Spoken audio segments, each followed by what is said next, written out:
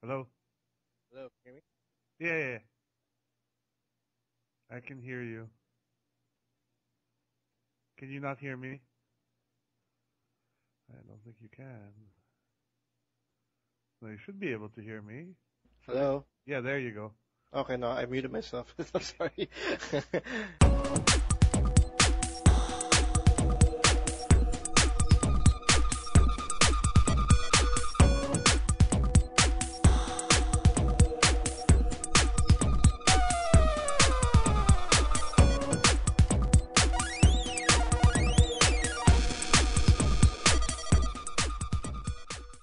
Hello, everybody. This is the TMG Podcast, episode 26. With me is Will Hey, hello.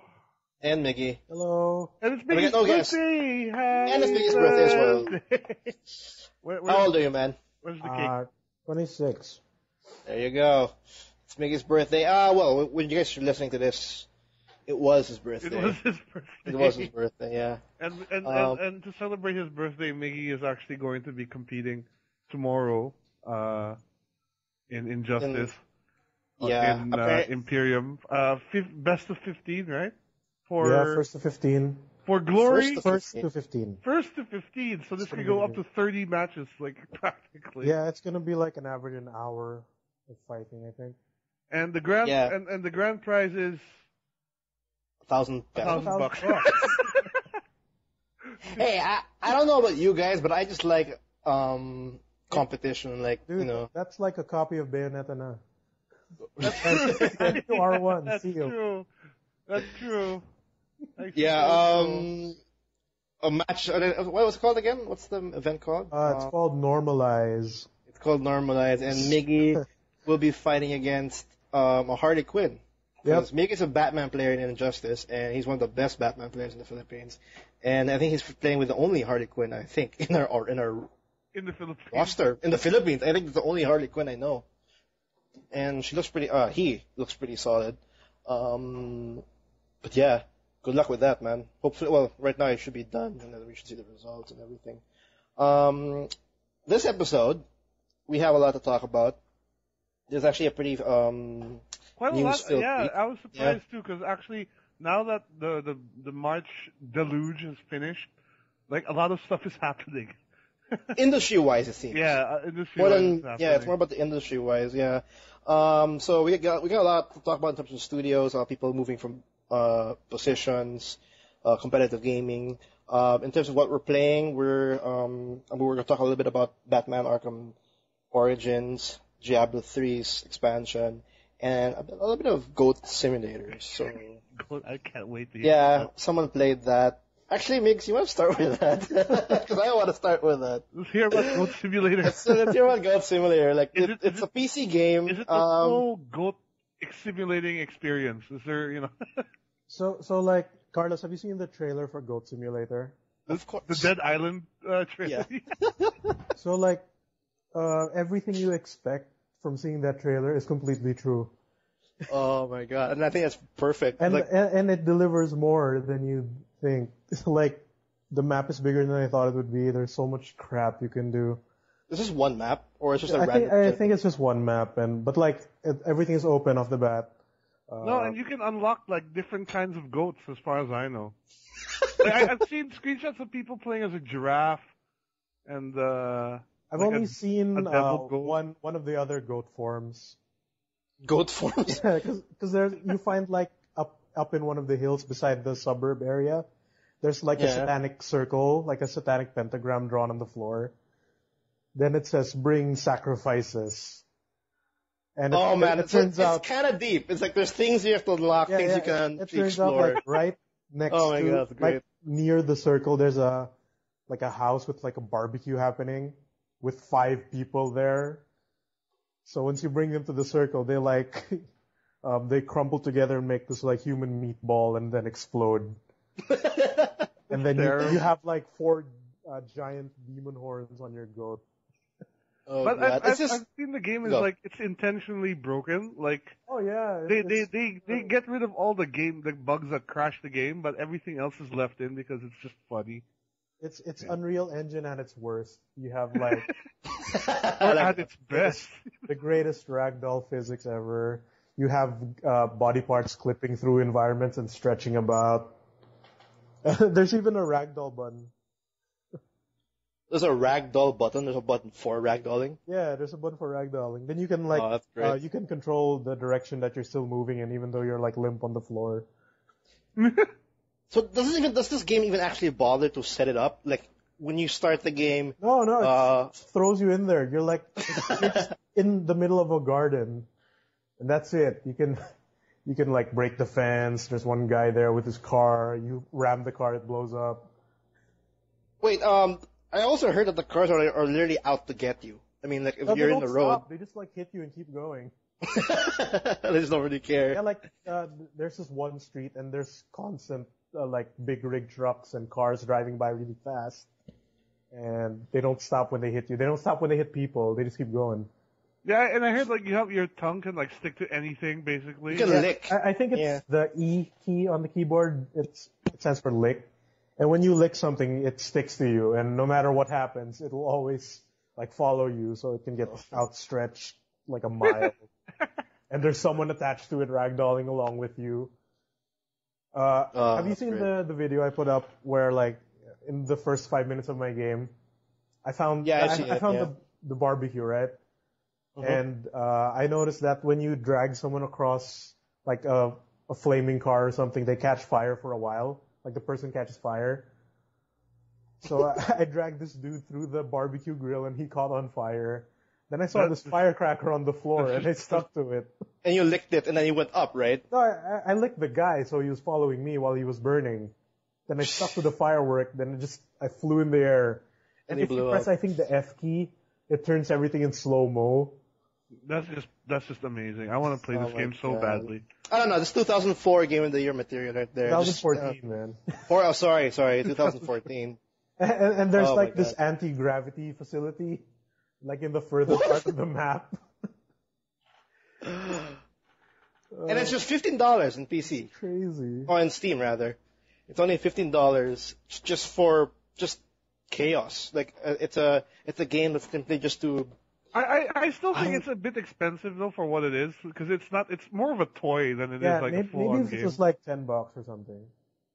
Or if it had more packs, then that would be better. Does it have more meat though? Like aside, like if you just set aside all those amazing things you can do around with the world, is there anything else you can do? Is there like achievements? Is there anything that pulls you forward? Like achievements, because when you quote unquote do tricks by like flipping on shit. Yeah, there's a score meter, right? Like there's a score meter, and like depending on what you do, it awards you with like titles of I forgot what titles there are.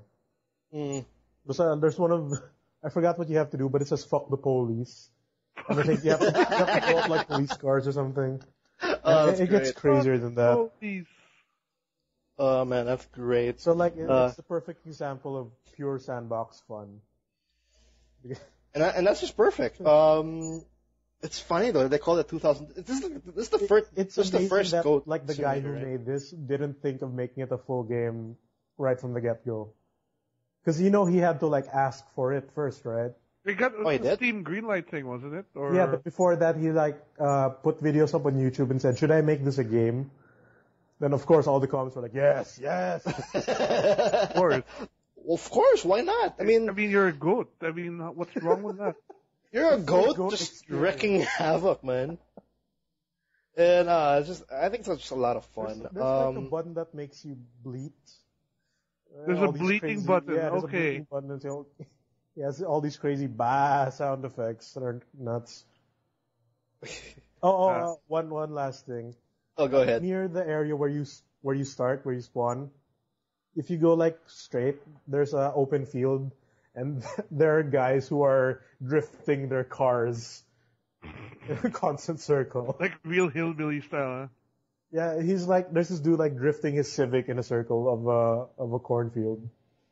Or at least, I like that they added a little bit something like that. Like you said, there's an anti-gravity area. There's a place where there's like people drifting. At least I kind of like the fact that they actually added a little bit of personalities to specific areas. to make it a little bit lively and like, oh, look what's going on over here. Yeah, And then, like the scope of the area is crazy. And then last part, I saw a video of this. I haven't seen it myself. There's a giant like construction tower because there's a construction yard, and on the crane of the tower, there's like those metal storage boxes in like ships, the container boxes. A container. There's one blue container box with one door open. And when the guys went into it, there's like a little robot curled up inside. So they spent like 15 minutes not 15 minutes, like almost an hour, I think, because they sped through a few parts there, trying to get into that box and see what the robot does. Were they able to do it? Yeah, when they finally did it, they got in. The robot instantly rolled up and kicked them out of the box. And they just ragdolled like more than 50 feet. They didn't even get a good look because all that effort and they just get kicked out. I don't know. For those who haven't seen Goon Simulator, check out I'm gonna put the trailer in the description for this episode. But I think that trailer alone, I think you're right, Maggie. That'll sum up and pretty much is to a T on what Goat Simulator is all about. Yes, Goat Simulator 2014. The perfect goat experience. The perfect goat experience. And it's actually a fun gift to give on Steam. And then some. Like, hey, I got you a game. What is it, Goat Simulator? Goat Simulator. All right, is that your last thought? Yeah. On Mr. Simulator. It's Goat Simulator. Game of the year. I think it's Game of the Year with the title already. I think. I want to talk about my game that I played this week. Aside from Diablo, which we'll talk about in a bit. I was able to get Batman Arkham Origins for because I think on Steam it was 75% off for like 1 day. Yeah, it was on sale basically. I couldn't think. I just got it. It's $10. $10 for a game. It came out last October. So it seemed pretty solid. I think I'm halfway done. I've been playing it for a while. My big problem with Arkham Origins right now is the fact that it can't really shake it, but it's literally a copy and paste of Arkham City. Yeah, literally, like I cannot shake that. Yeah, like, every time I'm playing, half of the city assets are from Arkham City. Most of the assets of everything are Arkham City. Like the only difference is maybe how Batman looks, the story, but everything else from the enemies down to the detail of the enemies down to the small little crates and objects you can find in the game, and it's all the same. Even down to the gameplay, like those side missions, they're if you put it like the side missions of Arkham City and the Origins together, it sounds different, but in gameplay wise, it's actually the same. Like you have to find this cache, you have to find you have to find the Riddler stuff. It's the same. Yeah, it's the same. Yeah, it's the same thing. It's just literally the Arkham Origins is literally like the same car, just a different coat of paint. That's all. Literally, I mean, that's not necessarily a bad thing, though, because Arkham City. That's not a bad Arkham City thing, was yeah. a great game. But I guess it's a little worrying because, like, you see this already. It gets old, eh? Like we complain all the time about Assassin's Creed being a copy paste affair. So to see it being done with Batman's also it is a little bit sad, but it's also understandable because I think Origins was not done by Rocksteady. It was done by. It wasn't. It wasn't. It was done by Warner Bros. Montreal, and yes, that's a different team. And that's the reason why, all of a sudden this year we have now Arkham Knight. I think because Rocksteady is doing it. I think Rocksteady basically gave Warner Brothers, here's the assets, go make a new game with it. You know. That's pretty much what happened. Because I remember I was reading an article and they were saying that Warner Brothers wanted another Arkham game, but Rocksteady said we still need time to work on. We're still busy doing this one, so you can have our old engine and then make one. Yeah, and I guess Warner Bros. Montreal literally took the assets and then just started changing the outside of the code, and then but used the same assets because even down to the gameplay, all the way down to the visuals and the level design of Gotham. Like as much as they say it's Gotham City. It's very small. It's still Arkham City. It's a very small city if you put that to perspective. Like, but hey, man, I assume Gotham is bigger. There's all that snow on the floor. Yeah, and it's dead as well. I mean, like there's no civilians or anything. Yeah, talking about like because with in Batman Arkham Origins, this happens all in one day, which Christmas Eve. Christmas Eve, like too bad for Batman. Like there's so much shit he has to do in one day. I bet he loves that though. Like this is my Christmas present. It feels like an episode of 24, but just minus Jack Bauer and just put in Bruce Wayne. That's what it feels like. Because Jack Bauer like another is busy playing Metal Gear. Man, it just feels dead. And it really. I was assuming that we'd see like it's Gotham City. I was assuming that I'd see people like I have to save this woman from some thugs or whatnot. It doesn't happen. It doesn't happen because in Arkham Origins you have like there are like crimes in progress and you can actually go there and stop. But these crimes in progress is pretty much you jumping down in an open area and then it's filled with thugs and you fight. beat them up. Yeah, that's it basically. And then crime successfully thwarted. So they're not really doing any crimes. Yeah, they're they're beating them well, up. there's dialogue. There's like, hey, you gotta hurry up with that ADM machine or whatever, you know. So yeah, or like some thugs are stopping some GDC P officers or robbing them, but it's just crap. but it's nothing significant at all. Have you gotten combat's fun? Have you gotten to the twist already? Yeah, I did. That's why it's not all bad. Like it's still a great game. It's just keeps on reminding me that it's still Arkham Origins, but Arkham City. But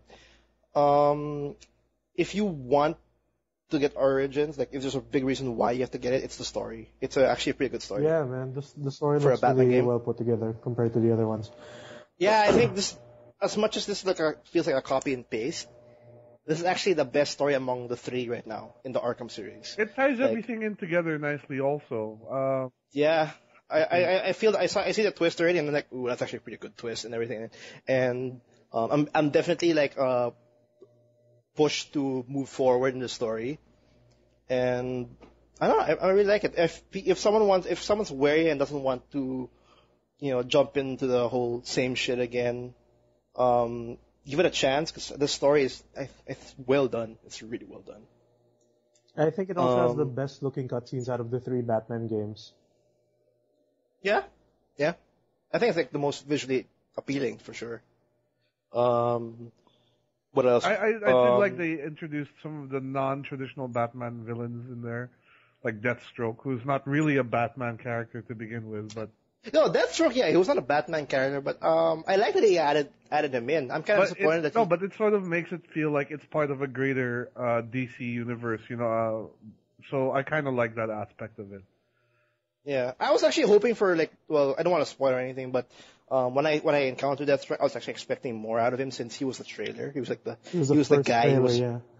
Yeah, I wasn't like his role. He's not as significant as I was hoping it to be. Right. But it's fine. Ultimately, I think it's because they want to focus on the primary Batman cast of villains. Deathstroke, is a cool character, but he's not, as I mentioned, the Batman villain per se. I also like how they turned Copperhead into a female. Yeah, that's true. They took some liberties with the villain designs. Sorry, I just killed a cockroach. Rip. Rest in peace. I know, it was like going to my PC, like hell no. You're gonna salvage him like in Tomb Raider? I gotta pick it up, it's right on my monitor. Oh, it's still alive. Wait, but yeah, Batman Arkham Origins. I'm not too sure if I can recommend it, because Arkham Knight's like on the way. Unless you can find, Origins again, like less than $10 maybe, because I don't know. It's a copy and paste in City, and that's a copy and paste of a great game. And there's still DLC, right? That's coming out for it, like story DLC. As I understand it. I think there is. Yeah, I think there's a story DLC because right now I think there's only I don't think there's any big big DLC out yet. I think the one DLC is like you playing as Bruce Wayne in its like initiation in the League of Shadows or something. Yeah, but I think it's just an arena where you fight. Oh, it's just combat challenges. That's what it seems like, yeah. That's a lot of fun though, the challenge maps, the combat challenges. That's actually still a lot of fun. But that's just because, the combat's just amazing. Right. Multiplayer, screw that. Have you even tried the multiplayer? Are there still people playing? I did. I don't understand it. I don't understand why they bothered, because it's literally Gears with like Gears Batman. With Batman, yeah. It's Gears with Batman, and then with a hint of Bane and Joker every once in a while. It's a good attempt, I guess. You get a kick out of it, but if I don't know, They could have if you spent see another that money on something else. on something else, yeah, on something, maybe like add another section of the fucking Batman, Gotham universe. Like why not? But yeah, the multiplayer was sad attempt. But yeah, that's about it for my Batman Origin. I'm definitely gonna finish it though. It's not like I'm kind of disappointed that it really just feels like a copy and paste, but the story is good enough for me to at least see it to the end. I don't think I'm gonna finish all the Riddler bullshit, or AKA Enigma on this game. But Yeah. it's cool. Moving on. The other game we've been playing, we were just playing Diablo, and We just finished actually. Yeah. Diablo 3. well, I Reaper of want to talk a Souls. little bit about like the story a bit. I think I talked about this a bit last week, but I still feel that the story feels very fan fiction-y. Like it Kinda feels is. forced. Like like they needed something to do, but Yeah, just like what I mentioned last week. It just feels like they needed a story because for the heck of it, like they just had to make something. it's And also, I mean, a way for them to kind of hint towards the Diablo 4 eventually. yeah, we don't want to spoil much about the story, but it pretty much just opens the fact that yes, they can move forward in the story as much as like it's not really a big spoiler, but every Diablo, The boss is Diablo. yeah, in the end you pretty much stop Diablo or kill him. Why he comes back, I don't know, but it just how everything concluded for the expansion pretty much just makes it possible that there's gonna be a fourth, or if they want to do a fourth, the story can allow it. Yep. And, Yep. But Angel of Death, was it a good? I don't. It was okay, I guess. Having Angel of Death as the main guy.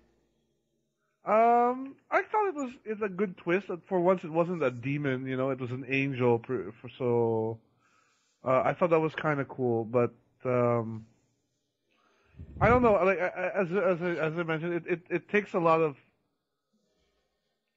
Like, What? It takes I'm a lot trying of. to figure the right words to put here. Like, but it just feels like it wasn't.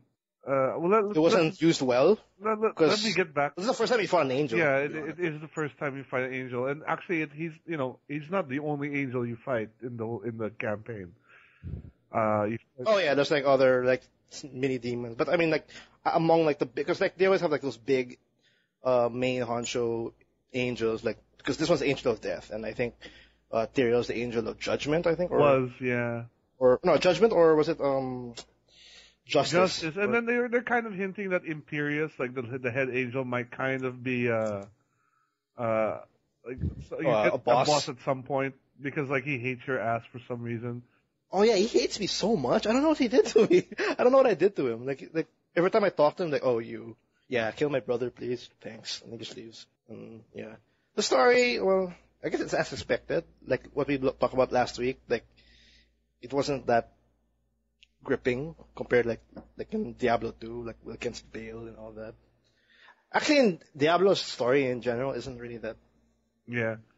good. But you know to what? be honest. Now that we've been playing this for about a week now and playing adventure mode and doing, I realize it's kind of a big Skinner box. Like it's just like Blizzard is brilliant at this. Like it's like we getting all this loot, but it's never enough. You want more. Yeah, but believe it or not, like like before we hit your impressions like of the overall experience of like the changes, I guess you can agree with me on the fact that you can see the difference from when they had the auction house and they had like when it first released to now. Like there's a big difference. Yeah, for now I feel that there's a good progression for me. Like I don't have to save money just to buy something, like good on the auction house.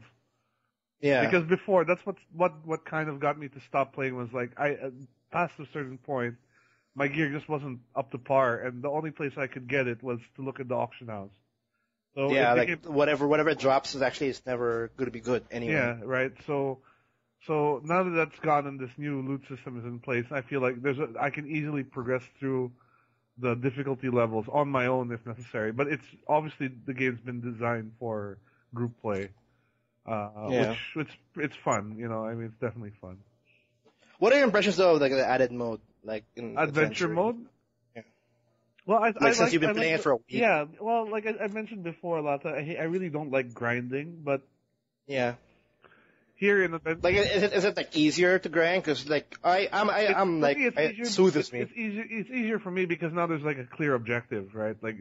Yeah. When you're doing bounties, there's a clear objective, and it makes it more bearable too because you're always getting loot. You're always getting stuff like every 10 minutes.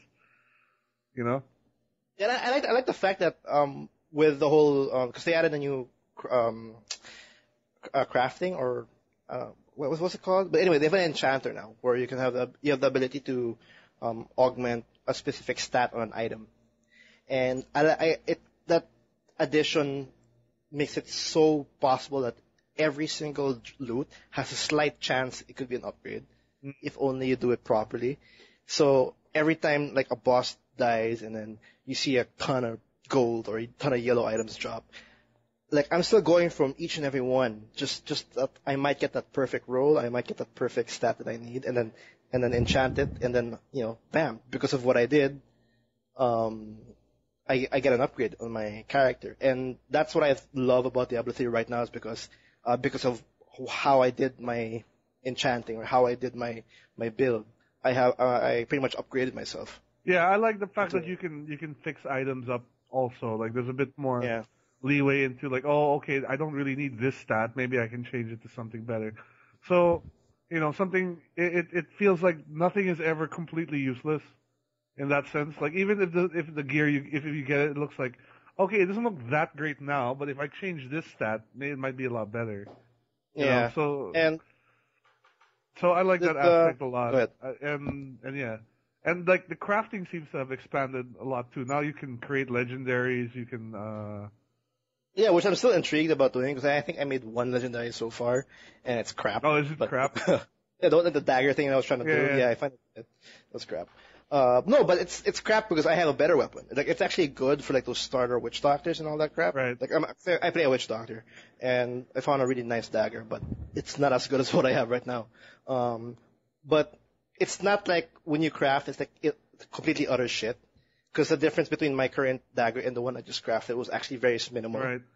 I just really like the ability I have in my dagger. Yeah, that's the thing about like legendaries too. Like as far as stats go, you can get away with a yellow and probably find the yellows that are better stat wise. But most of those legendaries have these unique orange abilities that only they will have. Which actually add a lot, actually to their appeal. It adds a lot to the appeal, and it adds a lot to the fact the one big problem I had in the original Diablo where there's not really builds. It's all gear oriented. You mean now the gear can actually make you create a build that seemed impossible, but thanks to the gear, like it makes sense now. Like I never thought, like for example, I'd use sacrifice, which is like to sacrifice my zombie dogs to explode. Right. I never thought I'd use that, but now I'm using it thanks to this dagger that allows me to, like, whenever I get a zombie dog, I can actually stun people. So, like, me constantly blowing up my dogs and then rising more, like, there's a chance I can get more damage and then more stun, and that's all thanks to my dagger, which is like special abilities. Like, I never thought I'd use that kind of combo. So there's there's more variations to your class now. Whereas to before, the highest damage wins. You know what I mean? It's actually more, it's more cooler, in a sense. And, yeah, I'm having a lot of fun. Like, I'm pretty excited to play it again, like, after. I'm sorry. With that, and let's get to the news. I think we have a lot to cover, so we should. Yeah, we talked too much about Diablo, and I actually was about to talk about it more, but we have a lot to talk about in terms of what happened in the gaming industry. I, for one, want to talk about first on what's going on with Xbox, because two big things are happening with Xbox. And for one, they have a new head, or president. Yeah, they have a new guy now, because if you recall, the previous Xbox head was Let Go, I think. Let It Go? No, what was his name? Well, anyways, I forgot who he was, but he's basically the guy who's been running the one that for a while. And to be fair, Xbox, I don't think has ever been very profitable for Microsoft. If it was profitable at all, I'm not sure if it has been, but I would. Actually, I can't really say it, but I'd assume that like Xbox as a whole, isn't like the big, it's like the very profitable section in Microsoft in general. Yeah, but you I have don't to think consider so. this in context of Microsoft. This is freaking Microsoft. Like they're one of the richest companies, Fortune 500 companies in the world, right? Yeah, I know. So and they've got their hands in everything IT related, pretty much. So Yeah, weren't there rumors that they thought about letting go the Xbox division? yeah, because Microsoft actually had a new CEO also, right? That Indian guy, and Yeah. Did that pull through? yeah, the new CEO, yeah, Microsoft does have a new CEO. He was the one who put the new one in. Oh, we should mention it. Phil Spencer. Oh yeah, we forgot to mention the name. Yeah, the Phil Spencer is the next is now the head of anything Xbox. That's Xbox Live, yeah. Xbox Marketplace, I think everything. that's great because I think Phil is much more of a gamer than. Yeah, he likes the video games. He knows what's right and all that. And yeah, I actually like this direction too, having Phil Spencer. He's actually the one who I think goes in tandem with the guy who's the guy again who does the E3 presentations, who I think is now in Zynga. Business yeah. casual dude. Yeah. Yeah, the guy who's the CEO of Zynga now. He used to front the E3 presentations for Microsoft. Right. And Phil Spencer is actually the one who makes in tandem. Like every now and then he comes out and then announces an exclusive and all that. Now I'm positive that he's gonna be heading the whole press conference I think, this week. This shortly year. after he became the new head of Xbox, he said that there will be no executives at the next E3 presentations and the ones to follow. It's all about games. It's gonna be all about games now. None of that TV. Well, yeah, none of that TV sports bullshit. That's gonna be exciting. Well, good because I think with the fact that Xbox One is now in tons of houses right now, I think they understand the whole TV thing quite clearly. But I would, honestly, it's. I think this guy has been with Xbox since the first Xbox. I think so. Yeah, Phil Spencer's not a normal. It's not a common name. I mean, it's not a common name. It's not a new name. Like Phil Spencer, like we know who Phil Spencer is, and the fact that he's now head of Xbox. I'm pretty excited on what Xbox One can now. Yeah, because we actually have achieve. a dude who likes games. As exactly. The bigwigs now. So hopefully we'll have some good use for that stupid Kinect now. It just never exists. It's just in the side now. Less Doritos, please. No more Doritos. No more Mountain Dew. Yeah. I want Doritos now. Oh shit! For some Mountain Dew Please do not get Doritos because last time you got a cookie and you remember what happened there. Check the date first. Yeah. That episode, when that happened, once we were done recording, I went downstairs, threw the Cremo out the window. I mean the pack, because we had a pack. I should have done that to save the rats from eating it. But yeah, a new head, and that's a big positive for all Xbox and Microsoft fans. Because at this point, like even on each big company like Sony and Nintendo, it has to, like, this year has to be all about games. I think right now this is the first full year of the next gen I should say current gen. So we can still call it next gen until 2015. But I think this year's E3 will really set a precedent because what are we going to see coming out of the big three for the first year of a full year of the next gen? It'll be interesting. I'm gonna call it. I'm gonna see. On Microsoft. We're gonna see the next Halo demo. Yeah. Which is okay. Sony, we're gonna see the Uncharted I demo. hope they make God of War 4. Oh, we might see The Last Guardian this year then. We might see The Last Guardian, whatever. Let's throw it out there. Yeah, why not? And Nintendo, if they're not, they're dumb. But if I don't, more they're Smash gonna Bros, please. No, not more Smash Brothers. More. We're gonna actually see Star Fox. Oh. No, dude, any of that. F-Zero. Or that, F-Zero, yeah. F-Zero any of that. Zelda, F-Zero, another Mario, like anything first party, anything we haven't seen. No more demo. Mario. Honestly, unless it's the Mario plumbing game I've always dreamed about. Yeah, but E3 is gonna be definitely a very exciting event, which is I think a month or two away. It's coming gonna up. be crazy. Yeah.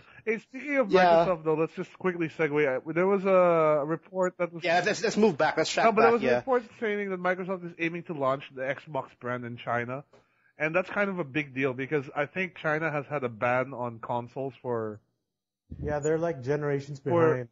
for the longest time. That's why you see all these stupid like Chinese bootleg games. Chinese bootleg Wii's. Have you seen that Final Fantasy VII made for the NES? No. because they didn't have a PS1 in China during the time, so they had a company like hard code the whole FF7 game into 8-bit Oh my God. for China.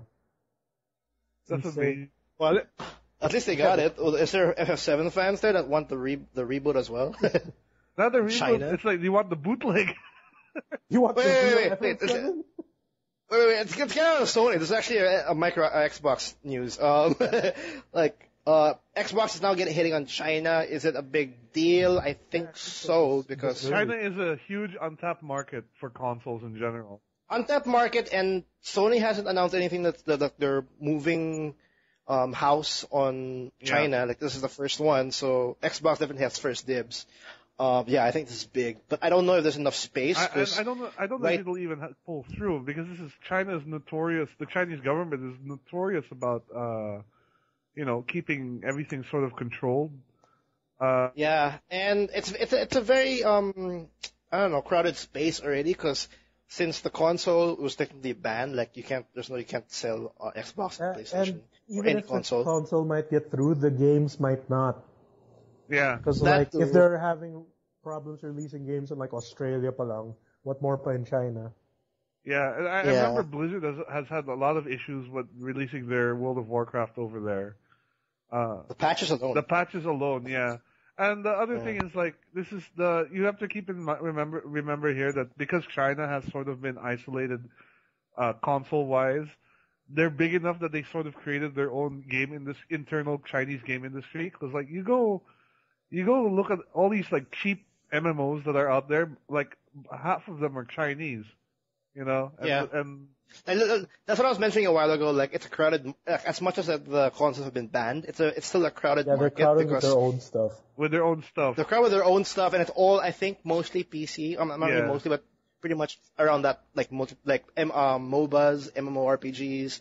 Like, that's super crowded, and that's as much as Xbox is now launching on China, it's a very hard market to penetrate, especially like with Xbox's history of not even penetrating properly on, like, for example, Japan. Yeah, exactly. I think the only place in China you can like consoles is still pretty easy to get is like Hong Kong, and that's Hong Kong. That's not really. It's not really a part of China. It's No, Hong Kong has Xbox, and no, that's separate. Isn't it? Yeah, it's separate, but they speak Mandarin. Mainland China, yeah. but yeah, mainland China. That's what we're talking about. Yeah. But that's actually interesting. Hopefully we'll see what happens there. But Yeah, who knows? They might become big there. yeah, they might be big there. I think Xbox needs something like this because they're definitely like solid in the US, but Everywhere everything else else is kind of is like, like scattered. Yeah, no, Yeah. that's another Yeah. point. I think if Microsoft can get this through, that's a huge boost. There's a potential huge boost. But how will their TV gimmicks work, though? I'm sure they'll. They won't. Yeah, They won't. they'll have to translate the Kinect to understand Chinese. That'd be weird. Oh my god! Yeah, like Kinect turn off in Chinese. I'm sure they're But working I on that guess right would now. work better since Mandarin is very intonation heavy and stuff. I guess, Maybe it'll yeah. understand Yeah. them better. Who knows? Yeah, but that's very interesting though.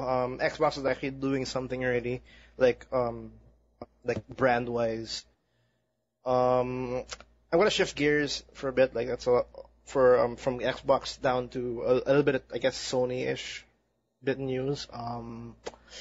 We reported like I think 2 weeks ago that Amy Hennig left. Yeah. Yeah, Like, left Naughty Dog. the creative director of Naughty Dog, which pretty much is like one of the big reasons why we have our Uncharted games in terms of a high level Yeah, she made the story stores. cutscenes. Yeah, like it's such high level in terms of storytelling and character development. That's pretty much Amy Hennig. She left Naughty Dog and now is not really a fish, but she now is working in Visceral Games. Visceral Games being the ones who made Dead Space. And Saints Row. Dead Space 1, 2, and 3. No, not Saints. Did they make Saints Row? No, They made Dante's no. Inferno and Dead Yeah. Space, and I think they're working on the Star Wars game for EA. Yeah, Visceral Games, Dead Space, that is Inferno, and now I think based on this news, Amy Hennig joins that team and is now leading the next Star Wars game, which is I think the first ever since the buyout I think of Star Wars. Yep. Because when Disney bought like the Star Wars LucasArts games. LucasArts, Yeah. all Star Wars games in development was pretty much shut down. Like, so this is actually the first. Well, yeah, this is actually one of the. No, this is not the first. This is actually the next. Because like the they first. announced Battlefront 3. Yeah, exactly. So this is like the second. I'm not too sure what this means yet. We might But see 1313 again, yes. Who knows? we might see an Uncharted Star Wars with Amy Hennig on it. And I mean, when I Star say Wars 1313 looked like Uncharted as it was. So yeah, so hopefully Amy Hennig will be pretty much bringing back that kind of aspect on 1313 to this new Star Wars. I'm not too sure what even it's if about. it's not like Uncharted, I mean, her level of storytelling is something Yeah, that I think we're, would be very first well. time we're gonna see a very cinematic Star Wars game. Yeah, because I mean, I love Dead Space. Like, I thought that was one of the best new IPs that EA ever put out. But like, I think like it suffered storytelling wise in the latter two. So, I'm Yeah, I was actually pretty excited because when I heard about this news about Amy Hennig joining Visceral Game, I'm like, wow, if we should get another Dead Space game and we have her as a creative director, I mean, like manning the story, I mean, like that would be amazing. That would be an amazing horror yeah, game. and even if they went back to Dante's Inferno, I wouldn't mind that either. She's True. working on that. Yeah, just make it less buggy. Well, no, but for like all the crap Dante's Inferno got for being a God of War, Let's God of It's War. not that bad. it wasn't bad. Yeah, it was fun. I like. Okay, it was. I don't know why I didn't like it because when I played it, I just forgot about it. Like literally, like I played it, cool, and then all of a sudden, oh, I'll play another game, and I just forgot about it. Like I don't know why I forgot. But anyway, Last one before the break, I'd like to bring up the one person who's leaving the industry. Is Adam Sessler, who was the G4. He was a G4 TV journalist and TV presenter, and yeah, he's announced that he's leaving to do for greener pastures. So yeah, I don't know why he's like all of a sudden decides to like leave, but he now is officially like apparently he's heading up a consultancy firm now called Theory Head for media Incorporated. and entertainment, I think. Yeah, Theory Head Incorporated. So yeah, it's a consultancy for entertainment and media, basically. So I guess he's just leveraging his knowledges now. Maybe he wants to talk about movies. Or yeah, instead of just games. Maybe. But it sounds to me like he's it's a good move for him personally, I think.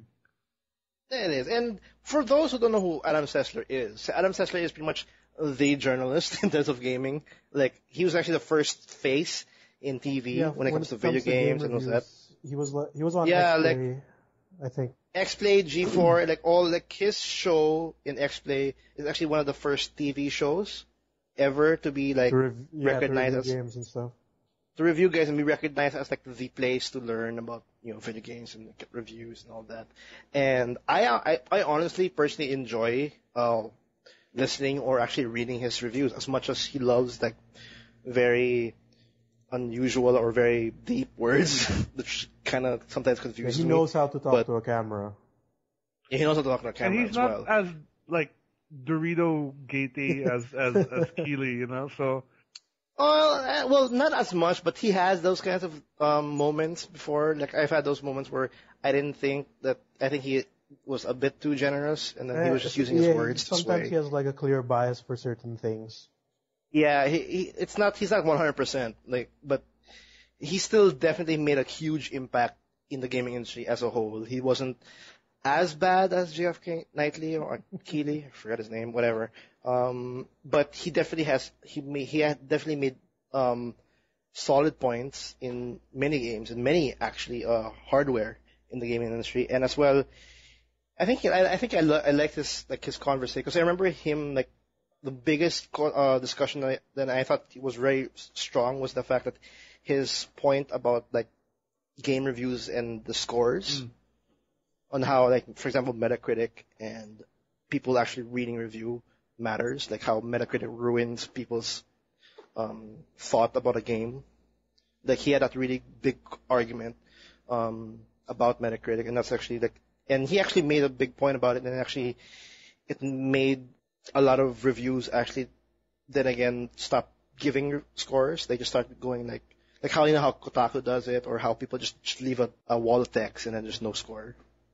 Like he's one of those reasons why people do that nowadays, and it's sad for him. I think it's a sad moment as the gaming industry, like for him. Yeah, and he wasn't. Oh, yeah, he didn't stay in Rev 3 games all that long either. Like it feels like he just moved there. It just feels like he just had to do something on his way out. Like he's still thinking about what it looked like. It looked like he needed something to do, so he just did this for a few months. He was living in his basement after G4 shut down. His parents' basement. No, that's what he said. He's a family dude. He moved into his parents' basement though, or something. After G4 shut down, then he moved out. I don't know about that. Well, anyway, yeah. Well, Adam Sessler's leaving. It's sad as that. What about the Morgan Webb though? Before we hit the break. She's been gone for a while. She had a kid or something. I don't know. Anyway, yeah, that's a lot already. We're gonna take a short break. On the second half, we'll be talking a little bit more of the competitive side of gaming. We have. And what happens when Hollywood gets its claws into the industry? Yeah, like it's very. I don't know. It's very interesting. Like what's it called again? The Game Jam. Game_jam. But we're gonna talk about that in a few minutes. Actually. Yep. So. Yeah. So thanks for listening in. We'll have a quick break, and yeah, we'll see you in a bit.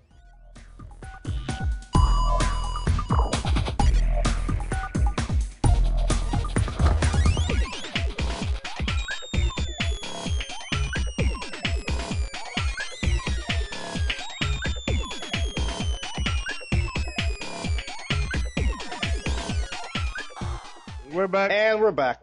Hey guys. Yep, we're back.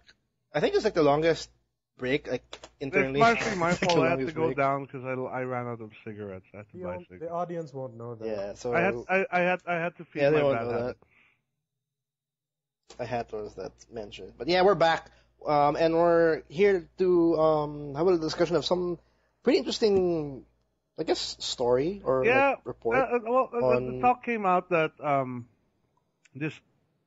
Yeah, Ego started off. There was a supposed to be a reality TV show or YouTube show. I'm not sure if it was a TV show or a YouTube show. Anyways, which was going to be on indie game development. Basically, they were going to have 5 teams, I think, compete to create a game basically in a few days. And this happens actually quite often in the community. Like they have a game jam where they get together for a couple days and then they'd make a game and then they'll present their games and then they'll get voted for and someone will win it and whatever. Yeah, but this one's more like a this one became more of a reality show. Actually, from the article, we'll link it in the show notes. From what I understood, like it started off as basically a sort of a YouTube thing, right? A project they want to do, and then suddenly all these sponsors start coming in, like, and the big one being Pepsi, Mountain Dew. Mountain Dew, of course, is known infamously as a kind of. It's more like it's like the whole gamer fuel thing. Like it's targeted gamers specifically before in the past. So I guess they saw this as. Is that how Mountain Dew presents itself every single time? Like whenever there's something going on in the gaming industry, it just inserts itself. I don't know. Some I way. really don't. But because for some reason, like there's always whenever there's something big, maybe Halo, Gears of War, or something, or some event, Mountain Dew's there like to show you, hey, you want a drink? Or it's always like that. But go ahead. Doritos, basically, right? Yeah. But essentially, so they got involved, and so of course now Mountain Dew had all the money and sponsorships and everything, and the show started sort of morphing away from being just a game jam into more of a reality entertainment show, and they had like judges, they had like guest YouTube stars. I think Angry Joe, and Angry Joe was one of the judges. JonTron also was one of the YouTube stars that was participating. Mm. Was Angry Joe like literally he was there already? Sorry, I mean, like, was Angry Joe involved from the beginning? I don't know because it was part of his YouTube network was involved in it. So, I think originally that YouTube network was going to be the ones to air it, but then it sort of got big once Pepsi and Mountain Dew got involved in it, right?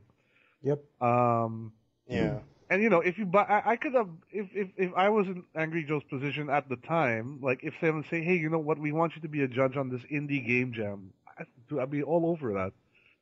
So I think Angry Joe is at fault for anything here, or he's condoning anything. But so what happened? What turned out? What happened was like Mountain Dew got really super strict on the not Mountain Dew specifically, but the guy they hired, I think, to do it. The main, I'm not the main man, more like the guy that pretty much inserted himself. It's like, oh, now you can't drink anything but Mountain Dew when you're on camera, like, you have to hold the bottle the right way, you have to smile when you're drinking the Mountain Dew, and all this shit like that. The director that's not the director, the more of the guy that... What was that? What was his position? I think he was the consultant, basically a marketing consultant, essentially. Pepsi, right? And I guess they got him on board just so that the brand was represented properly or whatever. But what happened was they turned this game jam basically into a stereotypical reality show with fake drama, and they were trying to go for that, and it just imploded on the whole thing because as much as I mean, this is they're all these programmers and celebrities are there to make games. They just want to make games and have a good time doing it. Of course, what the producers want, or what the Pepsi guy wanted, was drama, like fake drama. So he started pulling all kinds of shit. I think at one point there was an argument between JonTron and one of the female programmers, Zoe, I think was her name. Anyways, they sort of zeroed in on that, and at one point they even cornered JonTron in the room to try to get him to say told something. Him to get mad. So, yeah. And John's a nice guy, so he didn't do that. So, like, they were frustrated that they weren't really getting any of this drama out that they really wanted. And... Which is weird, because it's not... Well, I don't know about how... I don't know, like, I've never felt, like, a development from, like, start to finish on a video game, but I don't think you can force drama regardless. Especially because, like, I guess reality show only works that drama comes out because there's a competition. Like, there's something out there. Like, even the prizes, there's a drive. And like, they put in a bunch of non-programming related shit. Yeah, I laughed at a free pass on Xbox One indie thing, and then like, and it quoted like open close parentheses, like you can actually just get like that, and then like Mountain Dew packs or other Mountain Dew related crap. A 6-pack? Is that what it means? That's what it sounds like, a 6-pack of Mountain Dew. And then they had also a screenshot of it. I skimmed through the article, a screenshot of like their whiteboard that has Mountain Dew on it. Everything is like it's everywhere. It's anyways, everywhere. So at one point the guy basically stopped, like they for one of the challenge. The second challenge rolled around, which apparently was a arts and craft style thing. I don't know what that has anything to do with programming. Yeah. They started adding like physical challenges and gimmicks. Yeah, but anyways, this guy, I think his name here is Matty. It's mentioned in the article, so it's not like I'm trying to hide this. Let me see if I can find his real name. Anyways, he started asking some really, really kind of sensitive questions. He started asking, one was he asked like, hey, so 2 of the teams here have women in them. Do you feel that's a disadvantage for them? I'm like, wow. It's messed up. He dumps in sexism, he just dumps in like, all that bullshit that shouldn't be involved. All the isms, all the stereotypes you'd have of the gaming community, right? Like, all that crap like that. And then when someone like asks him like, do you think it's a disadvantage when you have 2 women in your team? He's just asking for someone to say. Yeah, exactly. And one of the women used to work for Lockheed Martin, okay, making satellites. How can you possibly say that there's a disadvantage of having her on your team? She makes shit that flies in space. It's probably still flying up in space right now, And then so essentially all his questions got shot down because they were and then he asked Yeah. one girl, he asked like something like um hey, do you think your team has an advantage because you have a pretty girl with you? And I think the girl That's just messed blew up. her top at that, and like that. I mean, that's so sexist, it's very. That is very sexist. No, but I guess like overall, like when I was reading through it, like it was really just maybe that person on all, but everything else, like maybe the sponsorships, the people leading it, the directors, but the developers or the meat of the content of this show just wants it to happen. They just want to make a game. They just want to make a game, be accredited for it, and then move on. But of course, I want drama. I want reality show. I'll get to that. I want to get to testimonial. that in a bit, but I'll just go with the fault. What happened was essentially this girl blew up, and essentially everyone just walked off. Like pretty much every team walked off the set and just said, "Fuck it, we're not doing this anymore." So there was a kind of a sense of solidarity in that sense, and there's even pictures on Angry Joe's Twitter of them. They went to Disneyland after it fell apart, and apparently he was saying like, "This is the best. This is the best project that has. This is the best thing to happen when a project falls apart. Going to Disneyland." Going like the whole fucking team just goes to Disneyland. But so essentially the whole thing fell apart. It was very expensive, and it just collapsed because they didn't get it, because the sponsors and the producers just didn't get it. And I think this is a really good example of what we've seen already in the past, especially with say like the VGX Awards and Sony's reality show. But whenever Hollywood or television networks try to do anything related to gaming, inevitably they don't get it. They don't get it. They don't get the industry. They don't get the crowd. They don't get it, and as well. And essentially, whatever show they produce, if they produce anything at all, ends up being a complete joke. And it definitely is a perfect example. The fact that, I don't think, to be honest, the whole reality show, I don't think it's gonna happen in the gaming. I don't think it's a good mix, to be honest. As much as like people say that, like marketing, like The Apprentice or whatever, like they have other reality shows, and then they induce these things that what that guy was trying to do in this gaming thing. I think it's a completely different thing, because for one, I think, am I right here? Like for one, everybody didn't expect this to be at that point where they have sponsors, they have reality shows, and then stuff like that. It was like game jam's actually a regular thing, and then they were just initially it was more of a documentary kind of thing that they were aware of was going to happen, and it sort of became a reality show, and then everything just blew up. Because like the reporter or the one who made this article, like he just walked in, and all of a sudden all of this they even showed up in front of him. The contracts for all the people who were joining. Yeah, that they couldn't figure out anything. So it was very.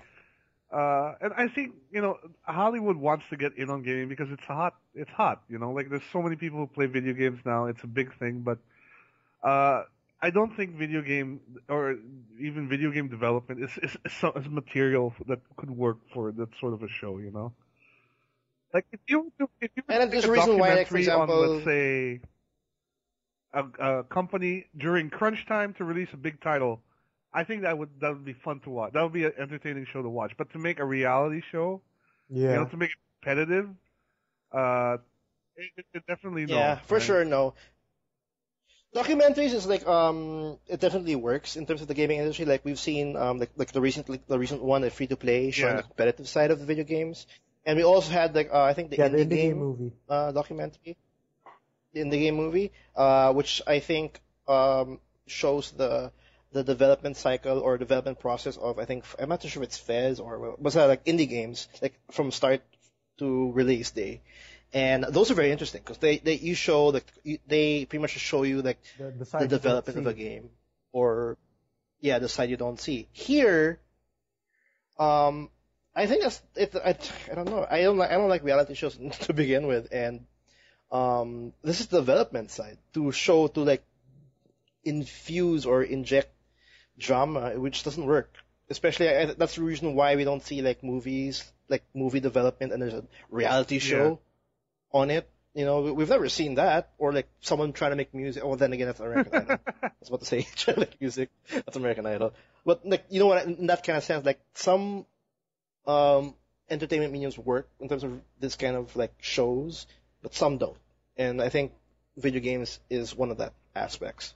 And this is like development too. Like these guys are very, very individual. How would I say? Very, very raw. Yeah. Raw. You know.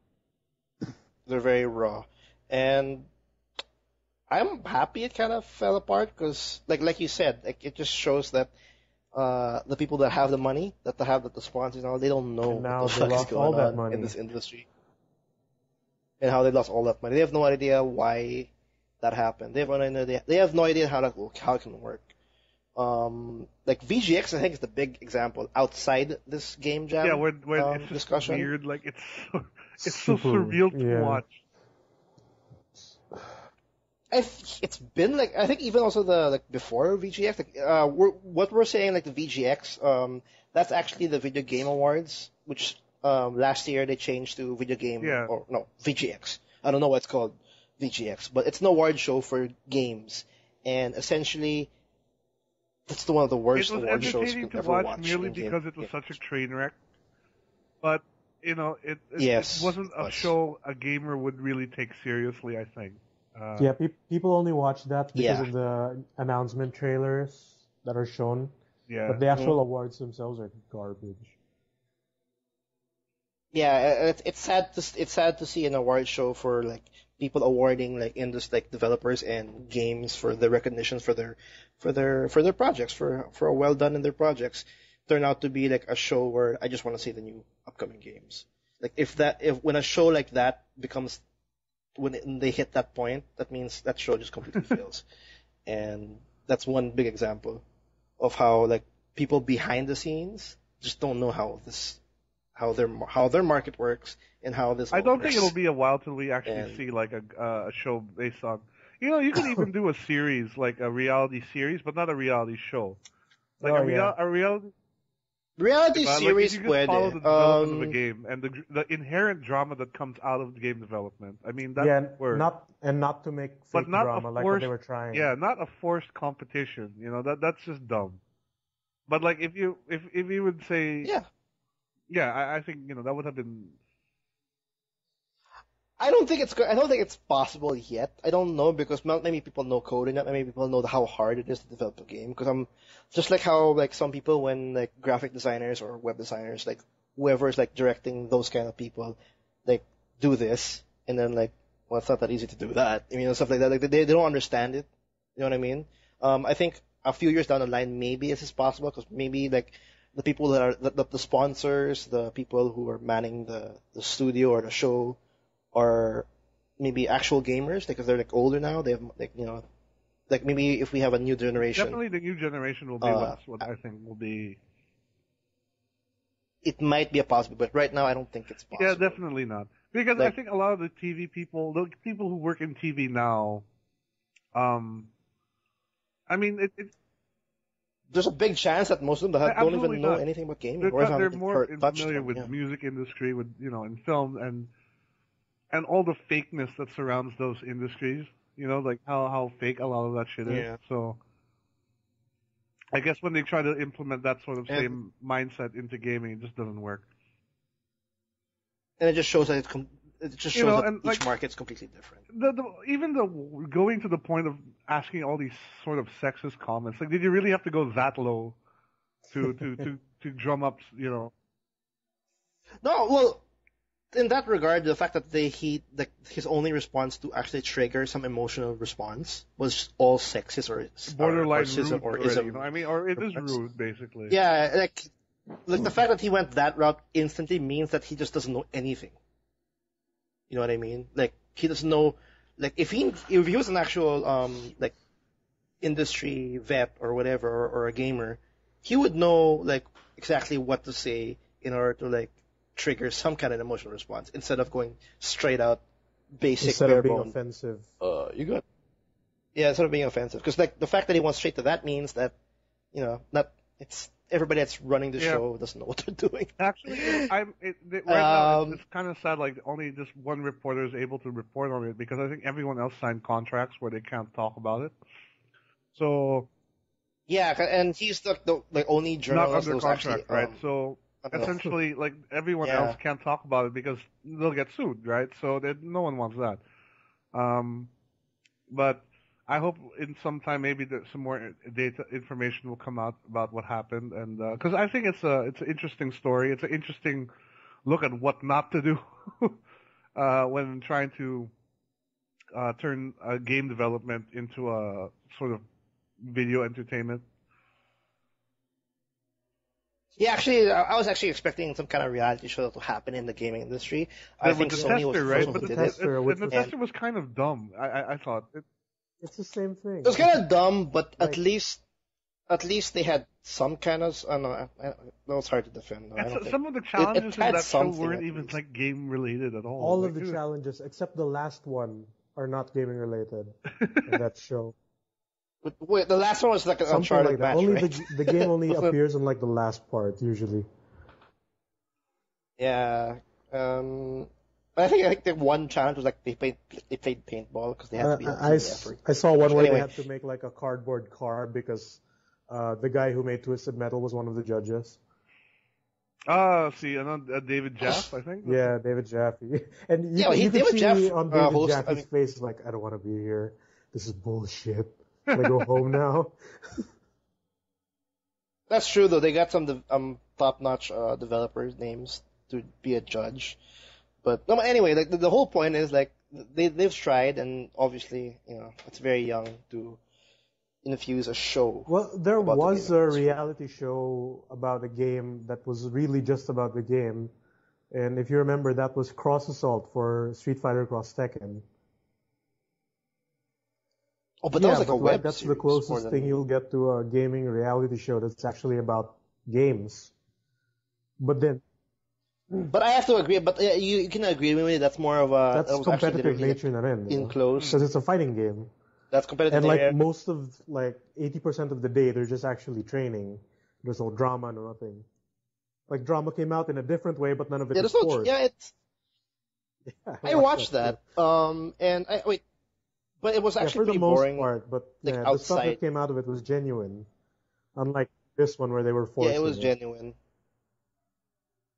So, like, it's not ready. I think the game industry is not ready yet. Like, I think it's the same reason why we're going to segue to our next topic. Just the TV industry is not ready to figure that shit out, yeah, right? They're approaching this the wrong way. No, the gaming industry and the community as a whole, because, like, the community also includes the sponsors, the people who have all the big money, because I think the more people know, if we have more people like older and with all the money and like all because like all those corporate vets and all that, they're like on a different level, or no, not different level.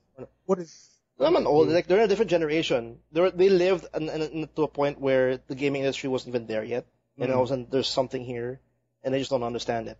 Once we have more, what's the word? More veteran-like, I guess, people up in the ranks, we might see. You know what I want to see? A big push in. I want to see a documentary of this failed reality show, like with the footage that they have. Yeah, they that's get the thing. But I want to see like what they got. Yeah. It's just like we said, this is something that was only being produced in one day. Like in just one day, everything just stopped. And what can we do?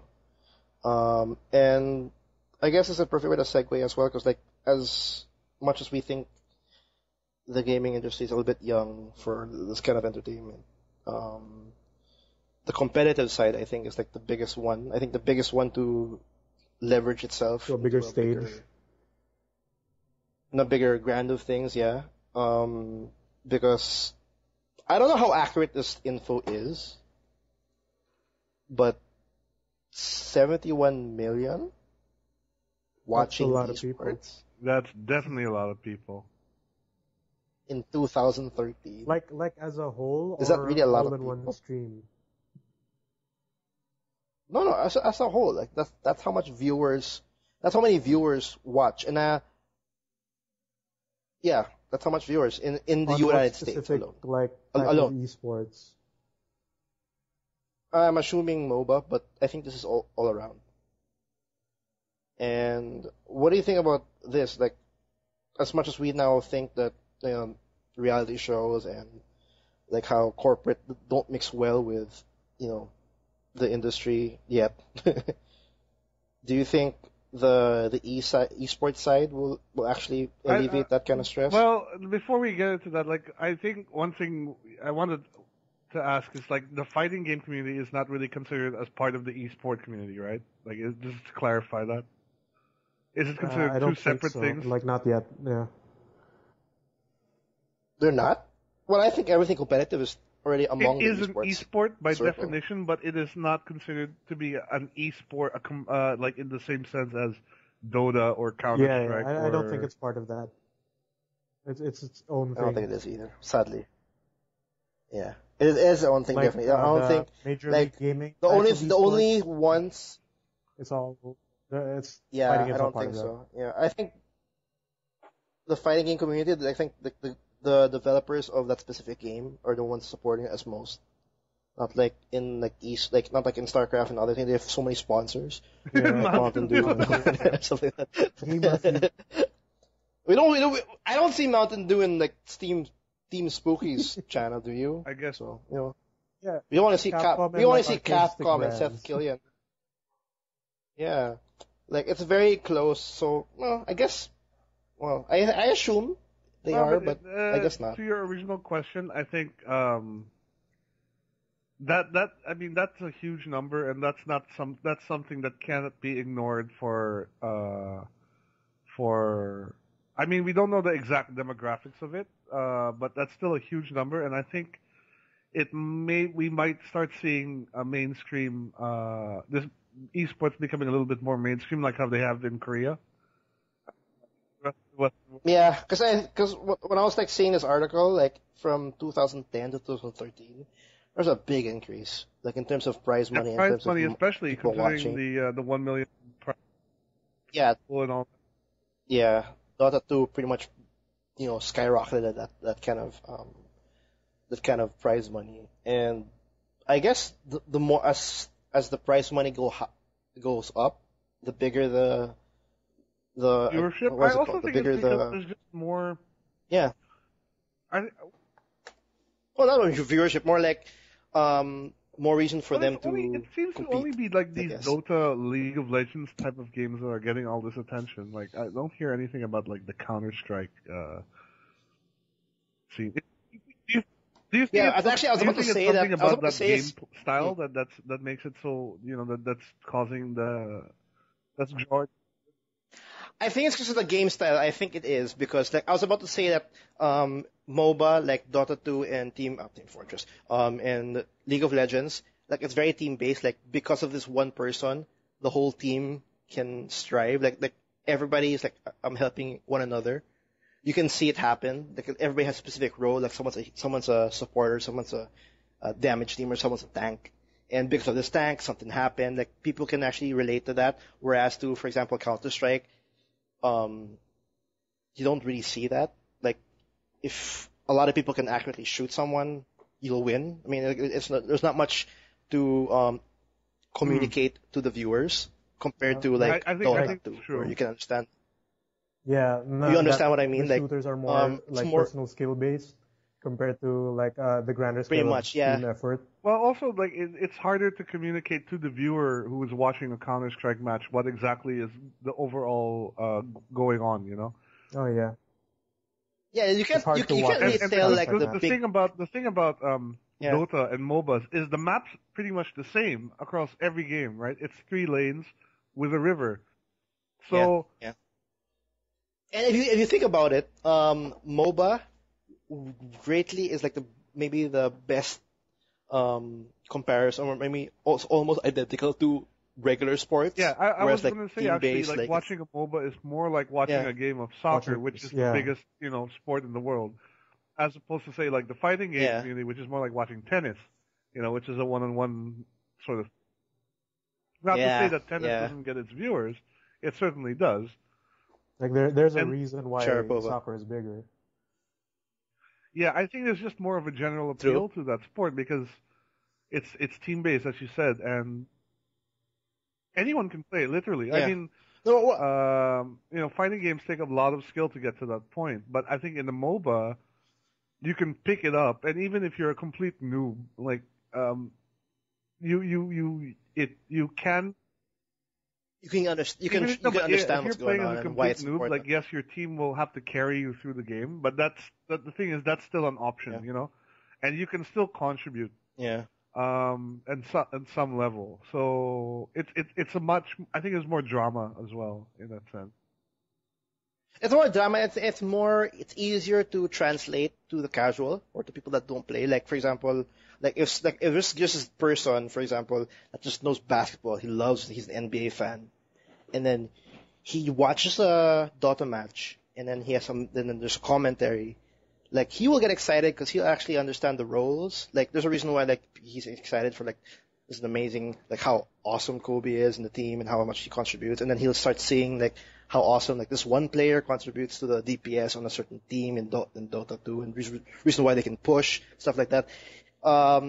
His knowledge on NBA can easily translate right off the bat for, like, what's happening in Dota 2. Like, it's easy translation. Whereas in, like, if it's the same guy and he watches a Counter-Strike match, it's like it'll be hard to translate. Because I initially always felt fighting games would be the easiest thing in the world for someone to watch. It's two people beating each other up. It's like watching boxing, pretty much. Yeah. But the thing is, you only really start getting into fighting games when you understand the underlying mechanics, and I think that is very difficult to portray on the to communicate to an audience who doesn't know anything about it. I think so too. Like, I think you can agree with me on this, Migs, that because I remember that to a point when before I even know how to play Street Fighter, because I used to compete in Street Fighter 4, before I even knew anything in Street Fighter, because before I was a Tekken player, before I knew anything about Street Fighter, I didn't understand what's going on when I was watching. Like, that was happening. I don't know the meta game, like why counter hits so important, why the combo strings work. Yeah, like why every now and then you just see someone punch instead of throwing a fireball. Like you don't understand what's going on. Like why, like these mannerisms or these muscle memory happens every now and then. But after maybe a year or two of playing the game competitively and knowing all these like deep mechanics, I instantly just love watching and I understand what's going on. Yeah, with fighting games, then like it differs per game. So like depending on the game, it's not like most MOBAs that are technically the same, right? Yeah, they're pretty much copy and paste in. Yeah, but like fighting games, they all have different mechanics. They all have different play styles. Then like it's hard to understand what's happening in this game as opposed to this game. That's why you have only fans that like the Street Fighter type or the Marvel only or the Tekkens. Yeah, it becomes, and then you have a big divide. Yeah, like everyone hates each other. Yeah, like there's a Tekken side, there's a Street Fighter side, there's a I think a 2D sprite there's an side, anime like game Blaze side, Blue wow. and all that crap. There's the anime games. It's one Whereas map. in MOBA, It's the same map. as much as you don't like Dota, like I'm not saying like Dota 2 technically and League of Legends has different mechanics. But they look the same. No, they look the same in the essence and the core concept where it's 5 teams. There's a carry, tank, there's a yeah. support, and there's the that. map. Yeah. There's a jungler, stuff like that. Like, you know the roles. It's the same roles. It's just, but there's a little bit of like changes to it. Like, for example, League of Legends has the metagame is different. Yeah, stuff like that. Like Dota 2 has like creep canceling, whereas League of Legends doesn't have. Like, they have those small little elements that make themselves different, but the core gameplay is still very much distinct. So that's why I think MOBA will pretty much propel them into a bigger viewership. StarCraft 2 or RTS. I don't know. I think it's also a pretty casual side because I don't really know much about StarCraft 2, but I just like the fact that I just like the fact that the commentators actually, because it's actually like maybe a 30 or 40-minute match, and if you watch more matches in StarCraft 2, you'll get to understand like why like certain units are important, but it's also a learning curve to as I think Street Fighter, I think, because it's actually also pretty hard. But go on. Korea, but StarCraft 2 is still pretty big in like two big countries, so I don't understand the reason why it's really big yet, but there's a reason why it's not as big as Dota 2 or League of Legends, because StarCraft 2 has been around longer. League of Legends and Dota are outpacing StarCraft now in popularity. Yeah, but my question is like, StarCraft 2 has been there longer. I don't understand why the jump for MOBA. So I guess because it's more the fun to translation watch, again. Yeah. But I think Well, here's the StarCraft thing, though, for me, is really it's there still because it's so established. It's sort of like, and they don't have any direct competitors. It's already been StarCraft. Yeah, but it's already been so established for like 10 plus years. It's really difficult to move. Yeah. You know, so it's got a stable base already in Korea. Like that doesn't need to develop now. And I guess they also have a big community, as in like MOBA community in general. Like Dota 2, or like Dota in general had a big community already to begin with, and now they have Dota 2. And then League of Legends, they just blew up. I guess they have a big foundation already. Because like for me, as much as like it's very easy to translate for the casual if they watch it, I still find more fun on watching like, for example, Street Fighter or even StarCraft 2. Mainly because it's more like focused on one specific area. Because when you're watching like MOBA and Dota 2, keep track of all the commentators, they're going from back and forth. They're going like one lane, another lane, and then also clash. They switch. Like it's, for me, it gets a bit confusing sometimes. But so I guess it's also there's another factor, so it's just preference. But let's move on. I want to move on before we because we've got a few minutes, 10 minutes left. But I want to ask, like, what's your takeaway from this in the sense of because the viewership is so large now and it's continuing to grow, do you feel tying this into our previous discussion, do you think this is something like the TV people are going to jump on and going to fuck up again, or you think how do you think it'll develop? You know, like I think that for example, Game Jam, like game development, competitive side, I think we'll see more fuck ups before it gets in the better. future. But before it gets better, like that's the only way to show. Because the reason why that's the reason why it's also a good thing, because sponsors.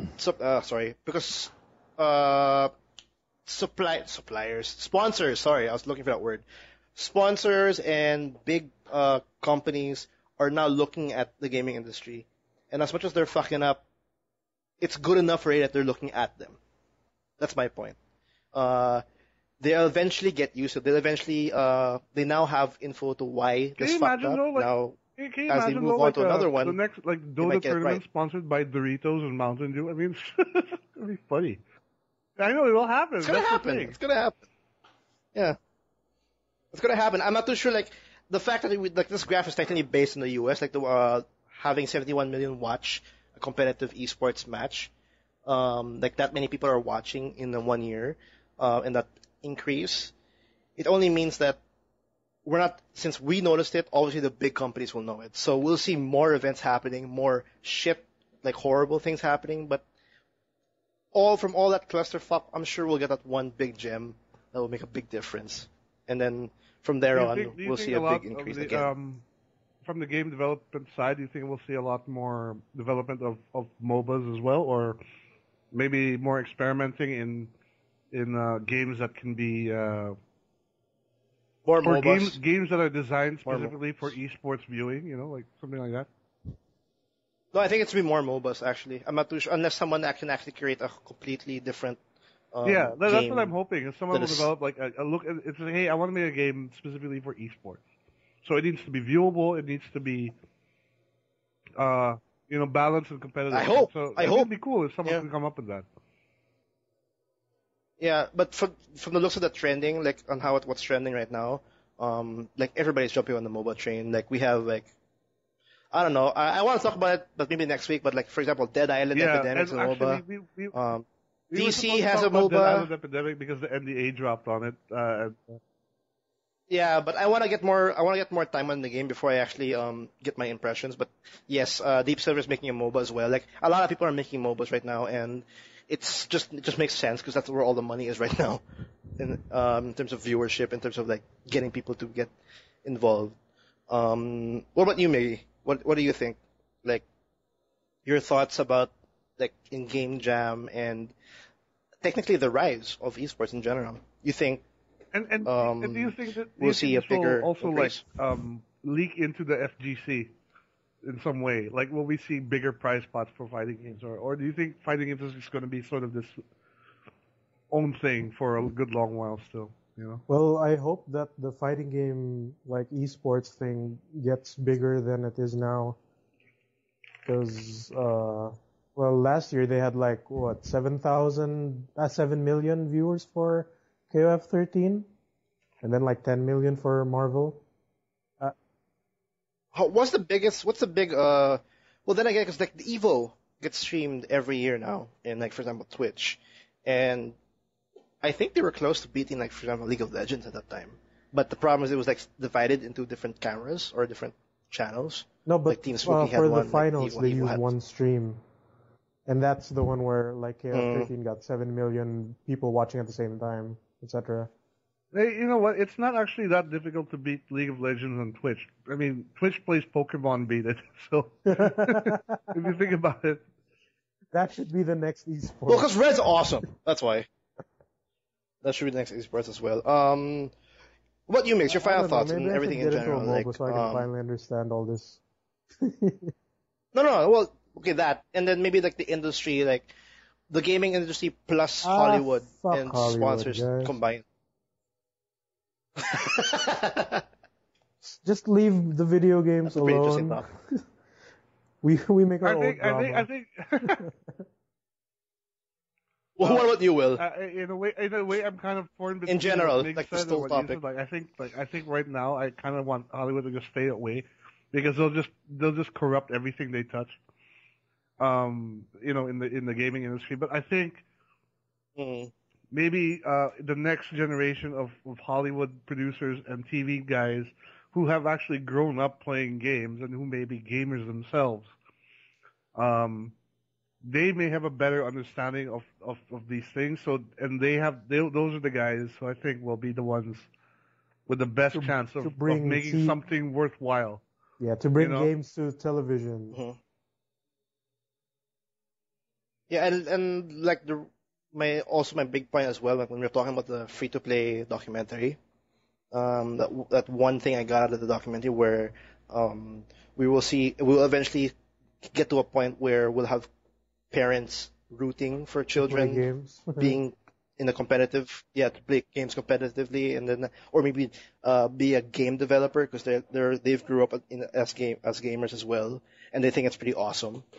So they'll have that kind of encouragement. Like make gaming a bigger thing than what people think it is. Because I think that will also apply itself. Like, coding is not anymore a geeky thing or a core. It's a legit thing now, and coding equals also gaming. If people remember, like that's also coding. So, as gamers and coders grow up, and then they have kids, they're gonna the kids who want to make games, the kids who want to play competitively will get the support they need to push forward or succeed in it. So we'll see more of that for sure. And I don't know, it's like maybe a decade from now, or maybe 2 decades from now, we'll see a maybe bigger than even movies. One can hope. One can hope. No, because one can hope. Because the gaming industry in general is very, very young. Like, that's all I'm going to say. So anything can happen at this point. And, yeah. More fuck up from Hollywood. I guess that's one way to look at it. Yeah, I guess. But it's also you don't want them to send like a trend. Like, let's say like gamers think it was a fuck up, but like for some reason it got mainstream popular. Like that'll cause it, that may cause makes for a good story. Bad press is good press. That's how I'm gonna say it. Yeah. Final thoughts before we end this episode, which is actually a pretty interesting topic. We might revisit it again in future episodes. Will, my Migs, final any thought is I like Mountain Dew. overall. Man, I'm gonna buy Mountain Dew the moment we're done. I can't. I take it have anymore. Mountain Oh Dew my God, downstairs. we're finally It's not I expired. need my gamer fuel. It's not expired. I'm gonna I can drink Mountain Dew tomorrow when I fight. Oh, yeah. Speaking of esports, Miggy has an actual competition happening tomorrow. If you want to come and support Miggy, come to Imperium Esports Cup. They're not gonna hear it. No, go to the past. Get a time machine. Just Get a time machine and join us. Before going Because on. the competition happens tomorrow. The footage is probably gonna get uploaded like 2 weeks from now and then, so they can probably see it. Yeah, I don't think I can put it in the description. But yeah, I'm going to end the episode here. Great topic. That's actually pretty awesome. If you have actually any input about this topic, about esports and about like the industry being all Hollywoody in itself, give us your comments, give us your impressions about it in our email. We'd love to continue this discussion. You can send us your inputs or your impressions about it in the TMG Podcast at gmail.com. The TMG Podcast at gmail.com for future episodes. If you want to check out our previous episodes and our reviews or impressions, you can check out on our site, www.toomuchgaming.com. That's 2 with the number 2. And if you want to check out our videos, our impressions, pretty much all our content in video format, pretty much, check out our YouTube channel, the TMG blog. Miggy is crazy I just uploaded a new video with those where I tried to drop an elevator on Lara Croft, and she just went straight through it. Oh, fantastic. There you go. It's either that or the Goat Simulator video you just released like yesterday. So choose your poison, I guess. But yeah, if you like what you're hearing in this episode, please rate, review. What else can you do in iTunes? Because we're in iTunes. All that jazz. Yeah, there. Subscribe as well. We have an episode every single week. So far, we haven't dropped the ball. Every Tuesday, we'll have a new episode. Yeah, am I missing anything? I'm missing a bottle of Mountain Dew in my hand right now. All right, let's go get some Mountain Dew. I'm gonna get some Mountain Dew downstairs. Set aside this file that we recorded just really and play more Diablo. While drinking Mountain Dew. All right. While drinking Mountain Dew. And maybe possibly Doritos.